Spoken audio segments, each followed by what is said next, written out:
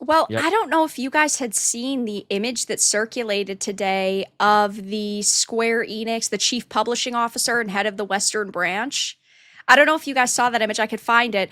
But I somebody had haven't. said on LinkedIn when AAA games started pushing agendas gamers don't want to see, they pay for it by not buying the game. And that chief publisher responded saying, "Oh, piss off." Oh, That right there is the exact type of person that Square Enix has working for them. I put it in the private chat. I'll bring That it up. just encapsulates the major problem with the Western branch of Square Enix right now. Like Oh, telling oh yeah, people with genuine criticisms to piss off. yeah. I think I read that Yikes. this morning. I read Yeah. that this morning. Yeah, All right. yeah. So it It's says bad. John Heinecke, is that how you say it? Chief Publishing Yeah. Officer, head of the Western branch of Square, has officially resigned ahead of the wave of layoffs. He responded pissed off to the concern of woke ideology in video games. Heinecke was the direct voice of the Western market to Japan. So that is, and this is on LinkedIn too. Yeah, that's on LinkedIn. Jeez, Yep. this is public. Oh, what are you doing? And Yeah. yeah, yesterday I announced to my team that Square that I've decided to resign from my role as chief publishing officer effective on November 21st, which is in about 2 more weeks. As it's been difficult decision as it means that I've been part of a very talented group of high performing, passionate coworkers and friends across the US and Europe. It's been a distinct honor to lead, to work alongside, and to learn from such an amazing team. I want to thank everyone at Square Enix leadership, a team for entrusting me in this role, giving me such a fantastic professional opportunity. I want to thank my teammates and colleagues for the support throughout my 7 years at the company. Finally, I like to thank the Square Enix players and fans. Passionate enthusiasm to keep your energy keeps up to the okay, basically, typical stuff. So, right over here, when AAA start pushing agendas gamers don't want to see, they pay for it by not buying the game. Fire the long-term failing CEO and the staff that embraced the woke ideology responded with piss off. Yeah. And this is not just this is like a long time coming for this already. It's like, yeah, you get what you fucking deserve, right? You can basically Yeah. put that like Pepe McDonald's like memes, like put the The fries in the rise of the bag. bag. Yeah, it's just yeah, welcome home, that kind of stuff. Yeah. And the thing is, like, okay, I played Final Fantasy 14 from a Realm Reborn all the way to Endwalker. So that's like 5 expansions. Okay, so I was playing Paladin. I was going to be playing Summoner and stuff like that, but I basically ended up playing Paladin. Basically, I ran around with my with boob armor removed and stuff like that. So she's basically wearing bikini the entire time because I transmogged it, which is how you should play it. But I did like it, and I stopped at Endwalker. And when Dawn Trails came out, I heard that it got a lot of bad reception, and Yeah, it wasn't I heard good. that the localization was bad too. Yep, And it was. and the Hey, localize that person just got fired. yes, Woo! right? So that's huge. And now the thing is that they did say that they were gonna go towards and reiterates that they were gonna go towards more quality over quantity. Earlier this year, back basically they said we're gonna go for quality over quantity and multi-format games moving forward, right? And this is back in May. Yeah. So knowing that, this is a hint that we're gonna be laying off people eventually. Hey, I think the And Square Enix CEO and Bob Iger got together to focus on that quality over quantity approach. They're doing great. yeah, and we do know that they got rid of Crystal Dynamics, Forspoken, a bunch of other games are basically dead, right? No one's worrying about that, and they're basically trying to focus on the games that are coming out. Like I believe, was it Octopath Traveler 0? I Zero, think yeah. that one, and they're Yeah. Yeah. working on, of course, Final Fantasy 7 Remake Rebirth, and I'm pretty sure it's gonna be called Reunion, and a bunch of other games like Dragon Quest and 2 more other ones, right? So, with that, of course, like yesterday, they announced that there was going to be a huge layoff and a bunch of people were laid off. It wasn't specifically known, but according to what I heard, about 140 people got let go from the Europe or the UK division. Yep. So that's not including Europe or the US. So this So is a yeah, big call that in. as far I think it was reclarified that 140 was just from one single studio in London, and they have like 3 just in London alone. So Oh wow. yeah, red flag. Everyone's getting fired. Yeah, and of course, what the later yesterday they did say that we're gonna move towards AI. Yeah. They said that too. Now, I do want to ask, what are your thoughts about this? Of course, I used to work in QA. I don't want to hear it, chat. Mhm. You guys gonna bring it up? I know you guys are. But what do you guys thought about them? Hey, we're gonna use AI for like bug tracking and stuff like that, and debugging and stuff like that. And you're planning on in the next 2 years to make sure that this is implemented. What do you guys think? Grae, For let's go with me, you. it's like, yeah, I know, Phil, you came from QA, so you probably have a slightly or probably a different take from me. But if it's like work that's like routinary or repetitive that can be done with quality through AI, it's inevitable, especially given Square Enix's products overall. It's a JRPGs in general are extremely niche, so they really need to cost control in that sense. So, and the best way to do that is to cut on wages, unfortunately. And if AI can pull it off in the next couple of years with, providing quality results like bug fixes or optimization for the game, then it's an inevitable outcome. It's like it's actually it's a question that pops up with job interviews nowadays. Like the HR themselves asks like, what do you think about AI? So it's like my response is like, it's inevitable. It's like it's part of the future. So I explain like it's yeah, it's terrible that people lose their jobs, but at the same time it's also a means to a new opportunity to learn how to use it, where for you to be able to do things that you weren't able to before. So for the Mhm. QAs who lost their job because of AI, the other side of it is that you can learn. It's easy. AI is super accessible now as a tech. There's a lot of AI software that you can learn for free. So that's something you can learn how to use that to make to have a valuable skill set or to perform whatever job it is that you're doing better. And admittedly, I already said it many times. I've been using dabbling AI for YouTube stuff, which has been very effective. What about you, Vera?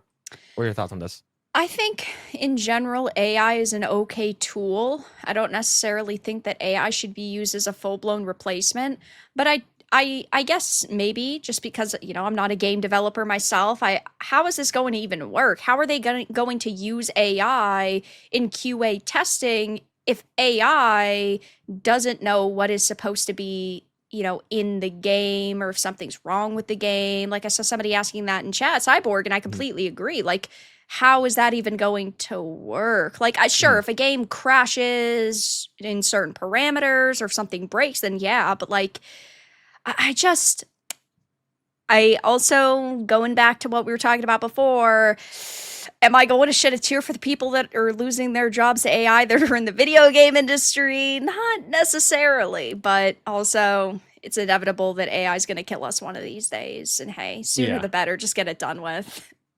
Yeah.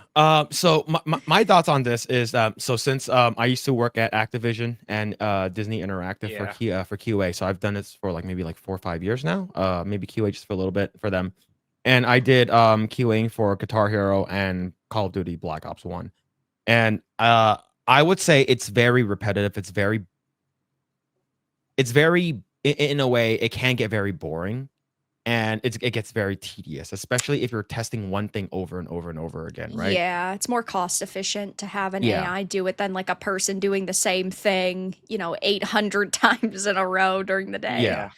So the thing is with this, like that's the thing, they're going towards 70% of it's going to be controlled by AI, right? So that means so typically on one game, just on my team, not the team in Quebec, right? When we were working on Call of Duty Black Ops, we had about 50 people during the day shift and 50 people during the night shift, and that's just the LA team for QA, not including the bigger team that's in like Neversoft or what's it called again, Bnox or whatever, Triarch or whatever it is, right? So when you have them, they have a bigger team. So that's the one in Quebec versus our team. So and you're paying them to just sit around, test and stuff like that. I think a lot of the tedious stuff is going to be replaced, and you're going to have like maybe instead of 100 people, you're going to have 10. I think that's what's going to happen, right? I don't think Yeah. AI is there yet to fully take over people's jobs in terms of the creativity field or creative field, and I think that with this, I think it's going to be inevitable, like Grace said, is because of like things are like, okay, can the AI check if this is a legacy issue, right? Did this issue happen in a previous game? If it did, we're not going to fix it, right? It's WNF, right? We're not fix.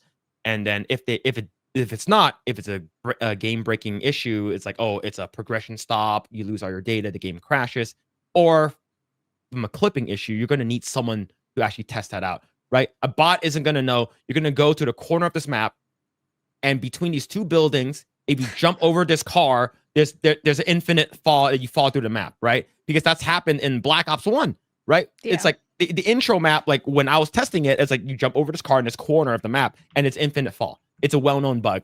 And the bot or the AI isn't going to know that.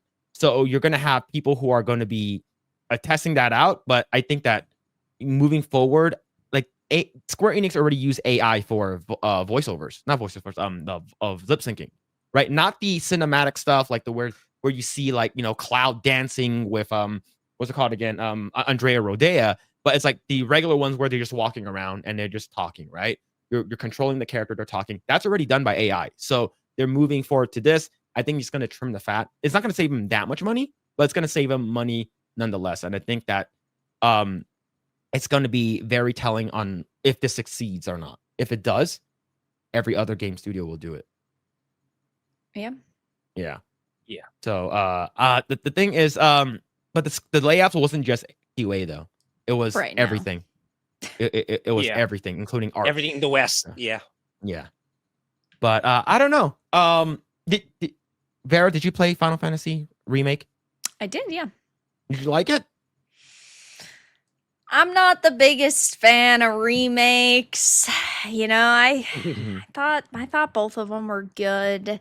Not great, not amazing, not as good as the OG. You know, I think that it's kind of stupid when you take one game and you make it into 8 games for profits. I'm just not the that's biggest why. fan.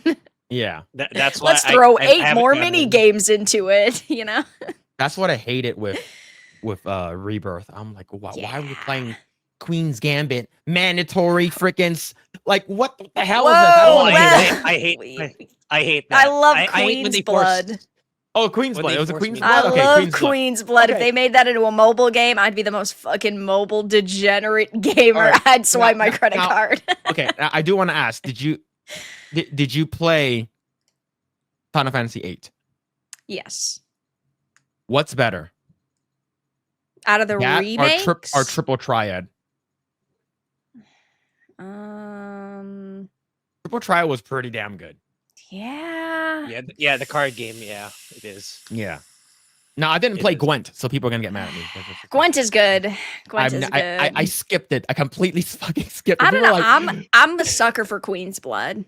Queen's Blood, yeah, I loved Queen's Blood's Queen's good. Blood. Yeah, the standalone Gwent game didn't do good though. I think it's down already. I think they discontinued. Yeah, the game. yeah, it's dead. yeah. It was Yeah. fun, but like it wasn't quite the same. Yeah. Yeah, I for me, I think the multiple like mini games and it's like, oh, in order for you to get the bikini outfits, you have to do these mini games. I was like, I have to do it. I have to do it. But yeah, I think that when I heard that this game is gonna be split to 3, I'm like, it's like the first one's gonna be based off of Midgard. I'm like, fuck, that means the second one and third game's gonna be massive, Yeah. right? And like I heard they're gonna be, and I heard from Kitase and a couple people at Square, they're like, what's the next game you want to remake after 7? They're like 8. Fuck. I don't like it. Yeah, I would have don't preferred know. 6. I Do would 9 or Yeah. 6. Do 9 or 6. Yeah. Yeah. I think 9. I think 9 deserves one. 9 definitely does. Yeah. What's your favorite Final Fantasy game? Well, okay, listen, because chat's gonna fucking roast me. I love the characters. I love the story. I'm not saying it's the best Final Fantasy ever. Final Fantasy 16. I know. I know.